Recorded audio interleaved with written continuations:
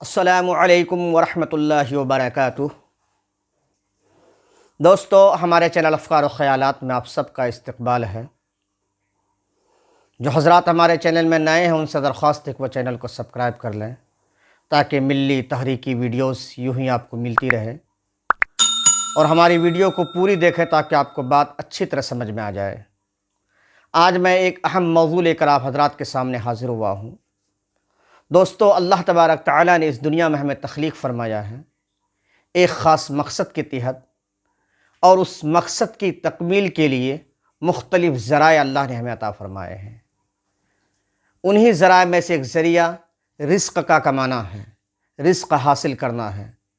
آپ نے اگر کل کی میری ویڈیو آپ نے دیکھا ہوگا تو اس میں نے بہت ہی تفصیل سے قرآن و حدیث کی روشنی میں یہ بتانے کی کوشش کی تھی کہ بہرحال ہمیں رزق کمانا چاہیے، اور اسی طریقے سے اللہ کے نبی صلی اللہ علیہ وسلم نے کسب معاش کی جو فضیلت بیان فرمائی ہے اس کو میں نے بہت ہی تفصیل سے آپ حضرات کے سامنے ذکر کیا تھا۔ آج میں چاہتا ہوں کہ رزق تو ہمیں حاصل کرنا ہے، لیکن اس رزق کو حاصل کرنے میں اللہ تبارک تعالیٰ نے جس مقصد کے تحت ہمیں اس دنیا میں بھیجا ہے اس مقصد کو بھی سامنے رکھ کر کرنا ہے۔ ایسا نہیں ہو کہ ہم صرف رزق کمانے لگے، رزق حاصل کرتے رہے، مال و دولت دنیا کو اپنی جیب میں بھرتے رہے، لیکن جس اللہ نے ہمیں اس دنیا میں مبعوث فرمایا ہے، ہمیں بھیجا ہے ایک مقصد کے تحت، اس مقصد کو ہم بھول جائیں۔ لوگ لالچ میں، اسی طریقے سے ہوا پرستی میں نہ جانے کیسے کیسے کام کرتے ہیں، شہرت، عزت، دولت کے پیچھے لوگ بھاگتے ہیں، جبکہ یہ دنیاوی چیزیں ہیں، آخرت سے اس کا کوئی تعلق نہیں۔ اگر کوئی شخص صرف شہرت، دولت، عزت، پیسہ اور اسی طریقے سے ساری چیزیں حاصل کرنا چاہتا ہے، لیکن ایمان کی دولت حاصل کر کے وہ آخرت میں کامیاب بننا نہیں چاہتا ہے، تو ایسے لوگ خسارے کا سودا کر رہے ہیں۔ اللہ کے نبی صلی اللہ علیہ وسلم نے کامیابی کا ایک معیار بتایا ہے۔ مسلم شریف کی روایت ہے، اللہ کے نبی صلی اللہ علیہ وسلم ارشاد فرماتے ہیں، کامیاب ہے وہ شخص جنہیں اسلام کی دولت نصیب ہوئی، اسلام کی نعمت ملی، اور رزق بھی بقدر ضرورت ملی، اور اس قلیل رزق پر بتایا کہ وہ مطمئن بھی کر دیا گیا، اور وہ مطمئن بھی ہے۔ اللہ کے نبی نے فرمایا یہی شخص کامیاب ہے۔ جو لوگ اپنے رزق پر مطمئن نہیں ہیں، وہ دنیا کی ساری دولت حاصل کرنا چاہتے ہیں، اور وہ حاصل کر بھی لے تو بتایا کہ وہ سکون کی زندگی نہیں گزار سکتا۔ سکون کی زندگی صرف اللہ کے ذکر میں ہے، اللہ کے احکامات پر چلنے پر ہے۔ اگر کوئی شخص اس کو ناکار دیتا ہے، وہ دنیا کماتے کماتے تباہ ہو جائے، اللہ کو ایسے شخص کی کوئی پرواہ نہیں۔ دولت والوں کی بتائے کہ انجام کو بتائے کہ دنیا والوں نے دیکھا، اور آج تک تاریخ کی کتابوں میں، قرآن میں، احادیث میں ہم پڑھتے آ رہے ہیں۔ فرعون وَأَنَّ رَبُّكُمُ الْأَعْلَىٰ کا دعویٰ کرتا تھا، دنیا کی ساری دولت اس کے پاس تھی، ہر طرح کی شہرت، عزت اس کے قدموں میں تھی، لیکن اللہ نے اسے غرق دریا کیا۔ قارون بتائے کہ بڑا دولت مند تھا، بڑا سرمایہ کار تھا، قرآن کریم میں بتائے کہ اس کا ذکر آیا ہے۔ اللہ فرماتے فَخَسَفْنَا بِهِ بِدَارِهِ الْأَرْضِ، ہم نے زمین مال سمیت اسے بھی زمین میں دھسا دیا۔ نمرود بادشاہ تھا، وہ کیا دعویٰ کرتا تھا؟ میں بھی لوگوں کو زندہ کرتا ہوں، میں بھی مارتا ہوں۔ اللہ نے انہیں بھی تباہ برباد کیا۔ ابرہہ کون تھا؟ خانہ کعبہ میں حملہ کرنے آیا تھا اور خانہ کعبہ کو توڑنا چاہتا تھا۔ اللہ تبارک تعالیٰ نے ابابیل پرندے کے ذریعے چھوٹے چھوٹے کنکروں سے اسے بھی ہلاک کر دیا۔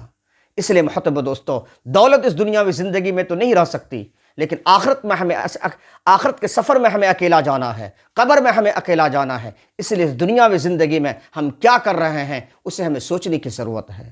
آج ہمارے زندگی میں توکل نہیں ہے، اللہ پر بھروسہ نہیں ہے، اس لیے ہمارا بتائے کہ ہماری سوچ، ہماری فکریں الگ الگ راستے پہ چلے جاتے ہیں۔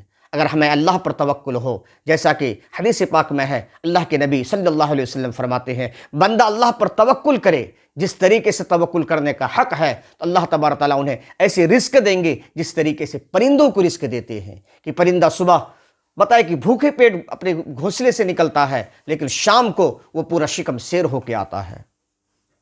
توکل کی اور ایک مثال تاریخ کی کتابوں میں لکھا ہے کہ ہارون رشید ایک نہایت ہی بتائے کہ انصاف پسند بادشاہ تھا۔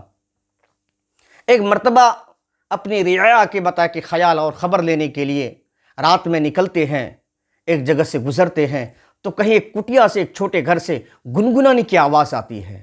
ہارون رشید چونک جاتے ہیں کہ بھائی ہمارے ریاست میں، ہمارے رعایا میں کون اتنا خوش ہے جو گنگناتا بھی ہے اور بتائے کہ بڑا خوش و خرم نظر آ رہا ہے۔ ہارون رشید اپنے سواری سے نیچے اترتے ہیں، دروازے پہ دستک دیتے ہیں۔ دستک دیتے ہیں، ایک ہٹھا کٹا نوجوان اس کٹیا سے باہر نکلتا ہے۔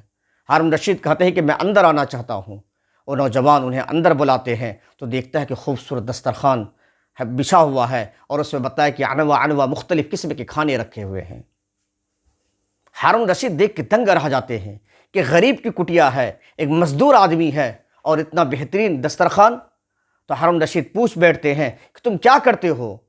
انہوں نے کہا کہ میں مزدوری کرتا ہوں، دریائے فرات سے پانی بھر کے لاتا ہوں اور بازار میں بیچتا ہوں۔ ہارون رشید بالکل خاموشی کے ساتھ کھانا کھاتے اور رات وہیں گزارتے ہیں۔ پھر دوسری رات میں پہنچ جاتے ہیں، دروازے پہ دستک دیتے ہیں۔ پھر وہی نوجوان نکلتا ہے، اندر آنے کی اجازت مانگتے ہیں۔ وہ اندر ہارون رشید جب جاتے ہیں دیکھتے چونک جاتے ہیں کہ آج بھی بہترین قسم کا دسترخوان لگا ہوا ہے۔ کھانے کے درمیان وہ نوجوان کہتا ہے میں آج دریائے فرات پر پانی بھرنے گیا تھا، لیکن وہاں سپاہیوں کا پہرا تھا، مجھے پانی بھرنے نہیں دیا گیا۔ لوٹ ہی رہا تھا کہ راستے میں ایک جوانوں کا، پہلوانوں کا اکھاڑا تھا جہاں مالش کرنے کے لیے لوگوں کو رکھا جاتا ہے۔ اتفاق سے جو لوگ وہاں مالش کرتے تھے آج وہ پہنچے نہیں، تو ان لوگوں نے مجھے مالش کرنے کے لیے رکھ دیا اور اچھی مزدوری دی۔ آج کا دسترخوان آپ کے سامنے ہے۔ ہارون رشید چلے جاتے ہیں، پھر تیسری رات کو آتے ہیں، پھر دستک دیتے ہیں اور نوجوان دروازہ کھولتا ہے تو دیکھتے ہیں کہ آج بھی بہترین قسم کا کھانا رکھا ہوا ہے۔ پھر نوجوان کھانے کے درمیان بادشاہ ہارون رشید سے کہتے ہیں کہ میں آج جب گیا اس پہلوانوں کے اکھاڑے پر تو اکھاڑا بند تھا۔ لوٹ ہی رہا تھا کہ ایک سوداگر اپنے مال اٹھا کر کے اونٹنی پر رکھنا چاہتے تھے، لیکن انہیں کوئی آدمی نہیں مل رہا تھا۔ انہوں نے مجھے آواز دی، میں گیا، ان کے سارے مال جو بتا اس کے اونٹنی پر رکھا، تو انہوں نے اچھی مزدوری دی۔ آج کا دسترخوان آپ دیکھ سکتے ہیں۔ ہارون رشید چپ رہتے ہیں، اپنے محل میں جاتے ہیں۔ انہیں تیسرے دن بلایا جاتا ہے۔ وہاں پہ اس نوجوان سے کہتا ہے کہ میں 3 دن جو تمہاری کٹیوں میں جنہوں نے رات گزاری وہ میں ہی تھا، میں دیکھنا چاہتا تھا۔ اور بتایا کہ ہارون رشید نے بتایا کہ دریائے فرات پر پہرے میں نے لگوائے تھے، اس لیے تم جب دوسرے دن گئے تو تمہیں وہ پانی بھرنے کو نہیں ملا۔ اس جوان کے اکھاڑے کو خرید کر میں نے ہی بند کروائی تھی، جب تم وہاں گئے تو بتایا کہ اس دن بھی تمہیں کام نہیں ملا۔ میں تمہارے توکل کو، اللہ پر تمہارا بھروسہ کیسا، میں یہ دیکھنا چاہتا تھا۔ تم نے ہر آزمائش میں کھڑا اترا۔ دوستو آپ نے دیکھ لیا، توکل اسی کو کہا جاتا ہے کہ توکل یہ ہے کہ انسان اپنے گھر سے باہر نکلے، روزی روٹی کمانے کے لیے نکلے اور بتائے کہ اپنی وسعت کے مطابق تدبیریں کرے، اس کے بعد اللہ پر توکل کرے۔ توکل کا مطلب یہ نہیں کہ اللہ پر بھروسہ کر لیا، ہم نے ہاتھ پیر سمیٹ کر گھر میں بیٹھ گیا اور کہ ہمیں یہاں رزق ملتا رہے، ایسا نہیں ہوتا ہے۔ ایک صحابی آتے ہیں اور بتلائے کہ اللہ کے نبی صلی اللہ علیہ وسلم سے ملاقات کے لیے، تو بتایا کہ اپنی اونٹنی ایسے ہی چھوڑ دیتے ہیں۔ تو اللہ کے نبی نے فرمایا پہلے اونٹنی کو باندھو، پھر اللہ پر توکل کرو، پھر اللہ پر بھروسہ کرو۔ آج ہماری زندگی کے اوراق آپ پلٹ کے دیکھیے، آج ہم نے کیسے کیسے بتائے کہ اس دنیاوی زندگی میں جرم کر بیٹھے ہیں۔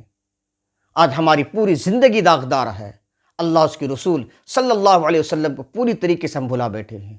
رزق کے چکر میں، پیسہ کمانے کے چکر میں ہم نے دنیا کے در در کی ٹھوکریں کھائی، رسوائیاں اٹھائی، ذلت اٹھائی، پھر بھی ہم اس سے باز نہیں آتے، جبکہ اللہ کے ہمارا رزق موجود ہے۔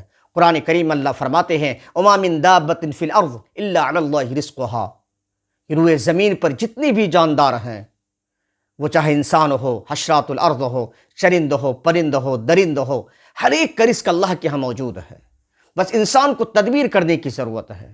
اس لیے محترم دوستو، اللہ نے جسے ہمیں اس دنیا میں بھیجا ہے، ہمارے رزق کو مقدر کیا ہے، ہم کو رزق اپنی تدبیر سے ڈھونڈنا ہے، لیکن اس رزق سے پہلے اس خدا وحدہ لا شریک لہ کو یاد کرنا ہے، ان کے بتائے ہوئے راہ پر چلنا ہے، جنہوں نے ہمیں دنیا میں تخلیق کی ہے، ہمیں دنیا میں بھیجا ہے۔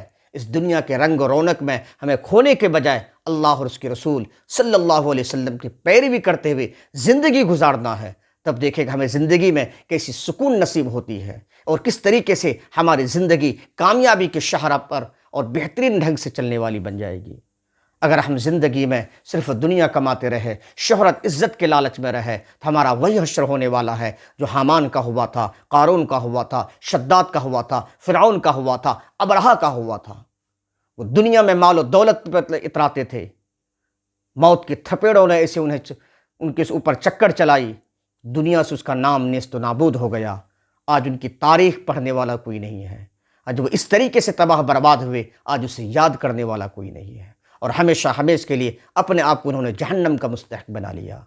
اس لیے دوستو، اس زندگی میں، اس دنیا میں بتائے کہ ہمیں سرخ روئی اگر ہمیں نصیب میں چاہتے ہیں تو ہمیں اللہ اس کے رسول صلی اللہ علیہ وسلم کی بتائے ہوئی باتوں پہ چل کر باقی اس کے بعد دیگر کام کرنا ہے جو جائز اور حلال راستے ہیں۔